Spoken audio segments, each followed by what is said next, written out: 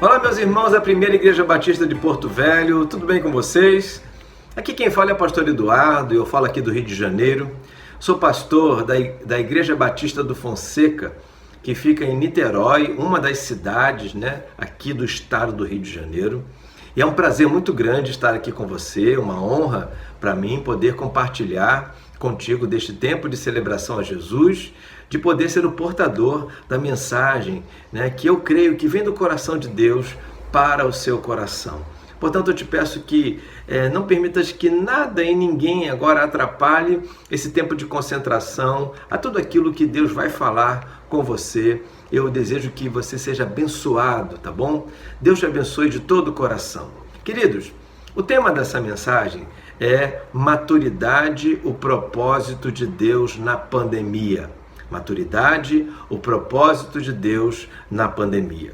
E o texto bíblico se encontra em Tiago, capítulo 1, versos 2, 3 e 4. Tiago, capítulo 1, versos 2, 3 e 4, que diz assim: Meus irmãos, considerem motivo de grande alegria o fato de passarem por diversas provações. Pois vocês sabem que a prova da sua fé produz perseverança. E a perseverança deve ter ação completa, a fim de que vocês sejam maduros e íntegros, sem lhes faltar coisa alguma. Vamos orar? Senhor, muito obrigado por esse tempo. Te peço que o Senhor me use para que os teus valores, os teus propósitos, os teus planos sejam estabelecidos na vida de todas as pessoas que estão me ouvindo, que estão me assistindo nesse momento, meus queridos irmãos da Primeira Igreja Batista de Porto Velho.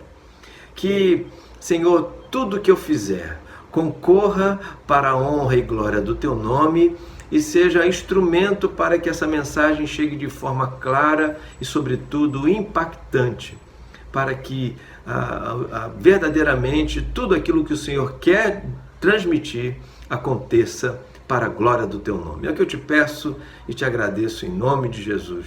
Amém e amém.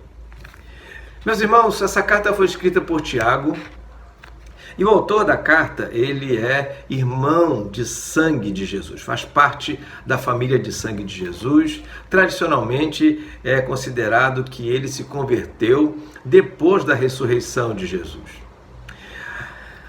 Ele, irmãos, escreve as 12 tribos dispersas. Ou seja, ele não está escrevendo a uma igreja especificamente, ele na verdade escreve a um público muito grande e há algo interessante nisso, porque mesmo sendo a um público bastante grande, ele escreve pensando em problemas específicos. Eu selecionei pelo menos 3 deles aqui.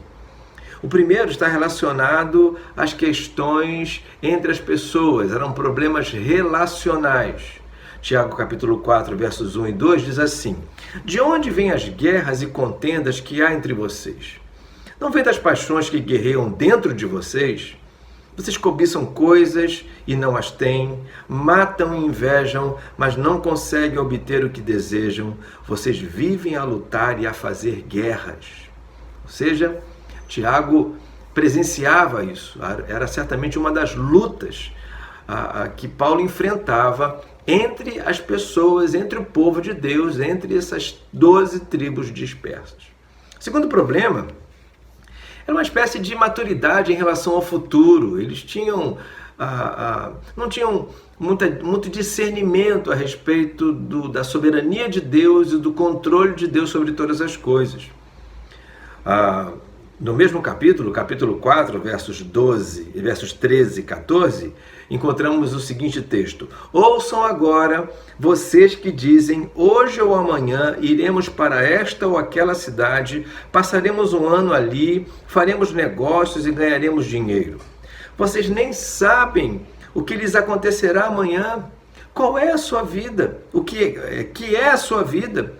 Vocês são como a neblina que aparece por um pouco de tempo e depois se dissipa. Perceberam? Haviam questões que precisavam ser muito bem esclarecidas como eu disse, havia uma espécie de imaturidade a respeito do controle de tudo aquilo que Deus autenticamente é em relação ao nosso presente e em relação ao nosso futuro. Tiago tenta tratar isso também. Em terceiro lugar, Tiago trata da pobreza que era oprimida pelos ricos. Os pobres eram oprimidos pelos ricos. Agora no capítulo 5, isso está nos versos de 1 a 6, mas eu vou ler os versos 5 e 6, que diz assim: vocês viveram luxuosamente na terra, desfrutando prazeres e fartaram-se de comida em dia de abate. Vocês têm condenado e matado o justo sem que ele ofereça resistência. Muito bem. Era mais uma dificuldade. E vai destacar, irmãos, é que todas essas dificuldades eram encontradas entre as tribos dispersas. Tiago pensa exatamente em falar ao povo de Deus, que mesmo sendo povo de Deus, vivia toda essa dificuldade. Pois bem, queridos, nós somos povo de Deus e também vivemos problemas. Muitos problemas nós plantamos, né? Nós mesmos que somos os grandes responsáveis por eles, mas também existem outros problemas que nós não plantamos, não temos responsabilidade direta, mas estamos sofrendo. Mas é possível sofrer com problemas que não são de nossa responsabilidade direta, como está acontecendo com a pandemia. Ela trouxe impedimentos, protocolos, restrições, ela trouxe uma série de dificuldades, especialmente para a igreja local. Aqui no Rio, algumas igrejas estão começando a ter o culto presencial, mas com um protocolo rigoroso, limite de capacidade de pessoas no templo. Não tem trabalho com crianças, não tem escola bíblica dominical no templo, né, no prédio da igreja, não se pode abraçar, não se pode estar juntos. Quando acaba o culto, todo mundo tem que ir embora muito rápido, não podem aglomerar. E isso tudo, irmãos, já há bastante tempo, né, alguns meses, tem trazido problemas, assim como haviam problemas no tempo em que Tiago escreveu essa carta. O que eu quero, a nível de introdução, é dizer isso para você. Olha, a igreja naquele tempo enfrentava problemas, como a igreja de hoje enfrenta problemas também. E hoje eu vou pensar muito em palavras que começam com a letra P. E para os problemas existem duas palavras com a letra P que mexem muito com a gente. A palavra pânico e a palavra paralisação. Infelizmente, muita gente, diante das dificuldades, elas ficam em pânico, né? Elas têm muito medo e esse pânico provoca a paralisação, um impedimento do avanço dos seus projetos, da sua caminhada cristã, da sua relação com os seus irmãos, enfim. Muitas dificuldades surgem quando estamos diante de crises. Mas, irmãos, o texto de Tiago que eu li no início, Tiago capítulo 1, versos 2, 3 e 4, é um texto que fala também de outras palavras com a letra P e são lições preciosas para a gente. Eu quero compartilhar isso com você aqui hoje. São as palavras proposta, processo e produto. Preste bem atenção. A proposta está no verso 2. Meus irmãos, considerem motivo de grande alegria o fato de passarem por diversas provações. Qual é a proposta aqui? A proposta de sermos alegres em meio às provações, em meio às dificuldades, em meio às tribulações. E alguém poderia perguntar, né? Mas como assim? Alegria em meio à crise, alegria em meio à pandemia, alegria em meio a tantas restrições, tanto isolamento? Pois bem, queridos, é isso mesmo. A proposta é estarmos alegres, porque a alegria aqui, irmãos, ela é o resultado final da provação e não o meio da provação. Porque no resultado final da provação, irmãos, nós constataremos, isso será sempre motivo de grande alegria para a gente, que a boa mão de Deus esteve conosco em todo o tempo. Deus jamais nos abandonou. Reparem bem que o texto fala de alegria pelo fato de passarem por diversas provações. E não é alegria por estar na provação. Não é alegria na provação, mas é alegria ao passar por ela. Tudo porque, meus irmãos, a Bíblia nos ensina claramente que o nosso Deus está conosco. Ele está no controle de tudo. Tudo que está acontecendo faz parte de propósitos de Deus. E o texto está nos ensinando, irmãos, que se você se sente hoje num momento difícil, né? Se a pandemia traz para você um monte de sentimentos ruins, acredite, há um propósito de Deus nisso. Você tem que estar alegre porque Ele nunca te abandonou em momento nenhum, e nós vamos entender perfeitamente o que Deus quer ao permitir que passemos por todas essas questões. Então a proposta é, meus irmãos, estejam alegres, considerem motivo de grande alegria o fato de passarem pela pandemia, de passarem por tribulações. Sabemos bem, irmãos, que a pandemia é um dos problemas que nós enfrentamos.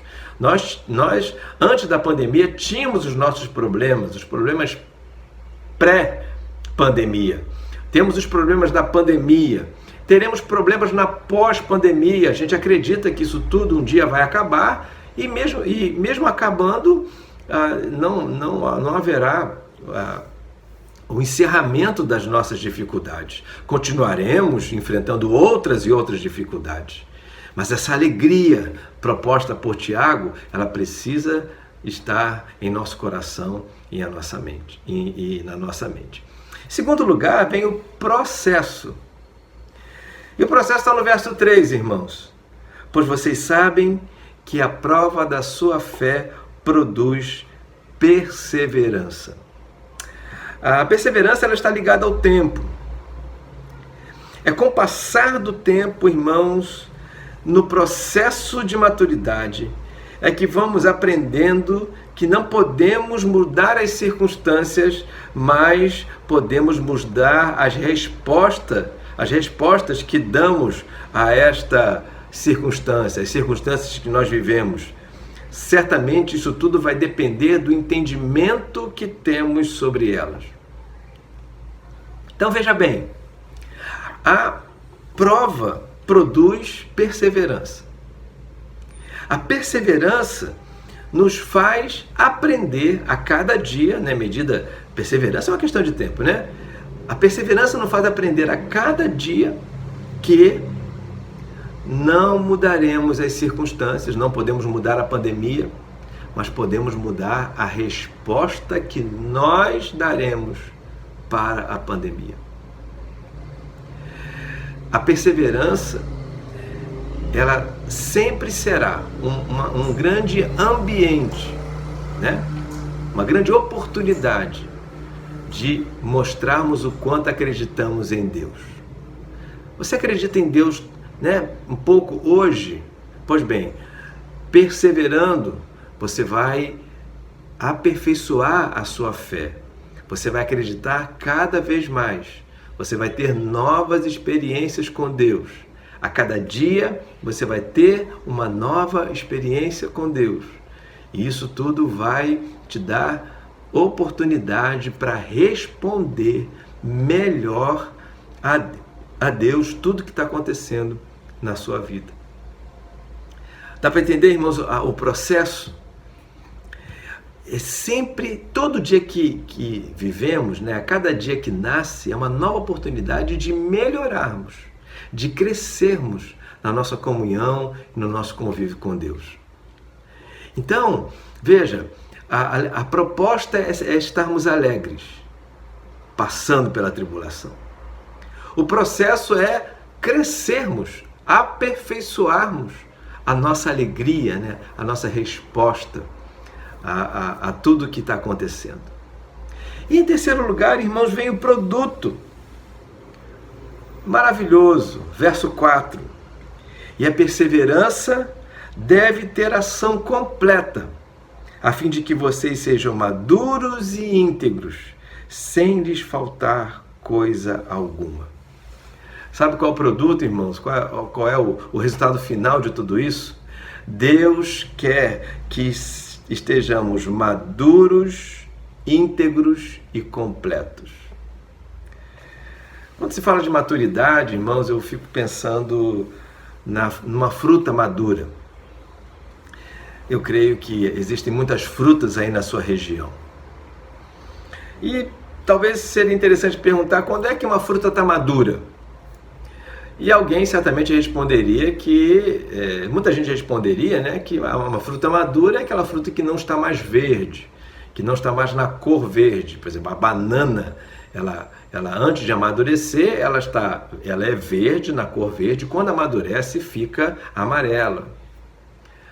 Mas, meus irmãos, a maturidade de uma fruta não se dá pela sua cor, né? Não se dá pelo que ela apresenta exteriormente, porque, por exemplo, o limão, ele vai ficar verde o tempo todo. O abacate, não sei se você conhece aí a fruta abacate, o abacate ele é verde o tempo todo, inclusive quando está maduro. A melancia, ela é verde o tempo todo. Então, olha que coisa interessante, maturidade não é uma resposta exterior. Ela não se mostra no exterior. A maturidade se mostra no interior. Porque a fruta, quando ela está madura, ela certamente alcança o seu sabor ideal. Eu não entendo muito de fruta, tá, gente? A minha formação, eu sou formado em psicologia e sou professor do seminário e me formei em teologia. Então, eu não entendo, não nasci na roça, né? Nasci na cidade do Rio de Janeiro. Então eu não entendo muito de fruta, mas o pouco que eu entendo me faz perceber que uma fruta madura é uma fruta que alcança o sabor para o qual ela foi feita. Quando ela está no sabor ideal, aí ela está madura. Então a maturidade é uma questão interior da fruta. Assim como também, meus irmãos, maturidade é uma questão interior do ser humano. E maturidade é a expectativa de Deus para todos nós. O que Deus quer, queridos? Como é que Deus quer nos encontrar depois que passar a pandemia? Mais maduros, mais prontos internamente, interiormente para enfrentar a vida. E daí vem, queridos, essa ideia da integridade que fala a respeito, né, da inteireza de fé, né? Na harmonia. O crente íntegro é aquele que consegue ter harmonia entre o que ele crê e o que ele faz. Entendem, irmãos? Então, maturidade está relacionada à integridade, porque a integridade, ela é o equilíbrio entre o que a pessoa crê e o que a pessoa faz. Então, ela sempre age mediante o que ela crê. Ela tem isso tudo muito harmonizado. E a completude, irmãos, né? Lembre, Deus quer que estejamos maduros, íntegros e completos. A completude, ela vai se dar na grande consciência de que nós não temos falta de nada, porque nós temos Deus. Não temos falta, quando eu falo de nada, não temos falta de nada, eu me refiro ao nosso interior, ao nosso coração. É bem possível que você tenha algumas ausências materiais, financeiras, emocionais. Mas sabe, irmãos, sabemos muito bem que tudo isso é passageiro. Há uma coisa que é eterna em nós, que é a nossa alma. E a nossa alma, irmãos, se encontra completa em Cristo Jesus. Uma alma que se converte não precisa de mais nada, buscar mais nada, porque Deus completa o vazio que existe dentro de nós. Isso é um fato, irmãos. E quando passamos pelas provações, quando passamos pelas tribulações, nós começamos a entender isso.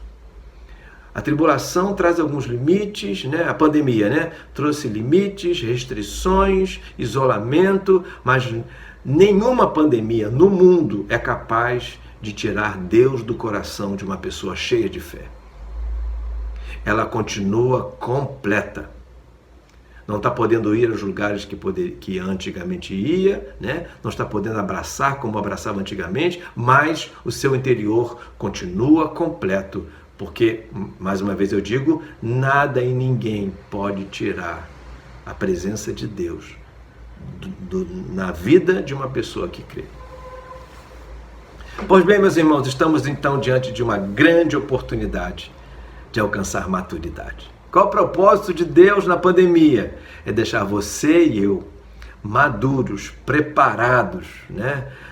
Homens e mulheres de Deus, sempre e sempre, avançando, crendo, trabalhando, pregando o evangelho, cuidando da família, cuidando da profissão, fazendo tudo o que tem que fazer. Porque Deus está nos ajudando. Estamos cada vez mais fortes para fazer isso. Que Deus te abençoe. Aqui está o recado que Deus colocou no meu coração para o seu coração.